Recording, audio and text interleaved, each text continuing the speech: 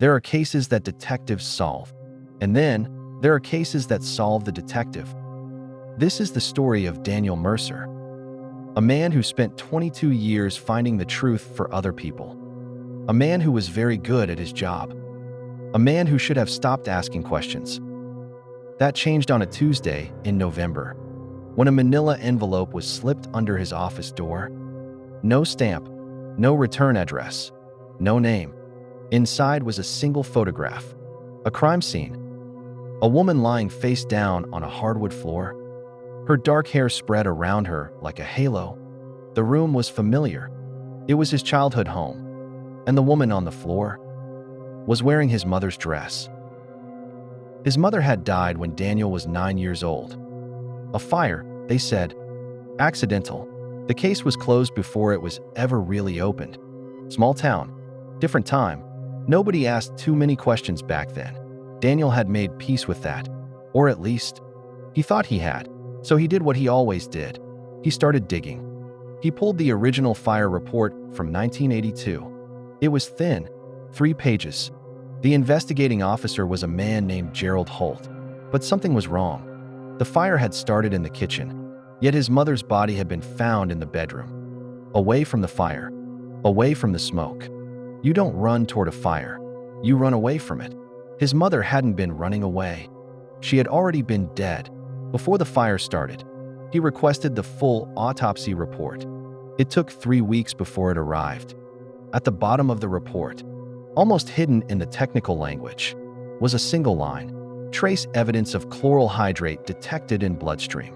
Concentration consistent with induced unconsciousness. She had been drugged. Someone had put his mother to sleep, carried her body upstairs, and then set the house on fire.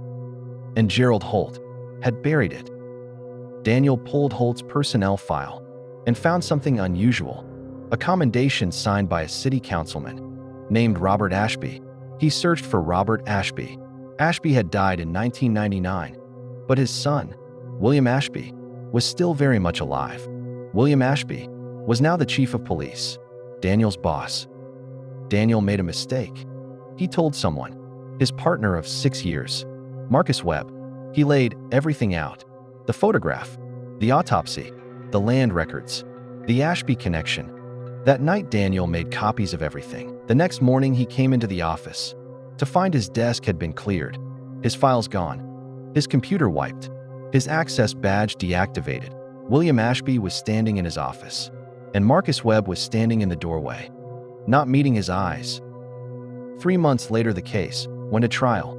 During discovery, prosecutors uncovered a box of evidence from 1982. Inside the box were photographs from the crime scene and a witness statement from a 9-year-old boy who had been home that night, who had seen a man leaving the house before the fire started. Daniel read the statement with shaking hands. At the top of the page, in a child's handwriting, was a name, Daniel Mercer, age 9. He had given that statement. He had seen the man, and Gerald Holt had buried it. Told a grieving 9-year-old boy that his memory was confused, that he hadn't seen anything. Daniel had believed him. He had spent 42 years not remembering.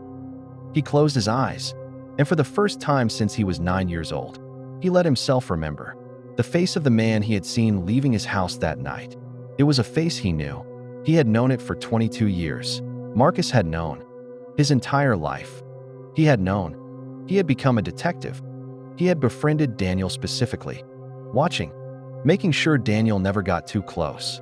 The partnership, the trust, the friendship, all of it, constructed, deliberate, a cage built out of loyalty. Daniel Mercer had spent 22 years finding the truth for other people. It took him 42 years to find it for himself, and the man who had helped him bury it had been sitting right next to him the whole time. Some doors are locked for a reason. The truth doesn't set you free. It just shows you how long you've been a prisoner.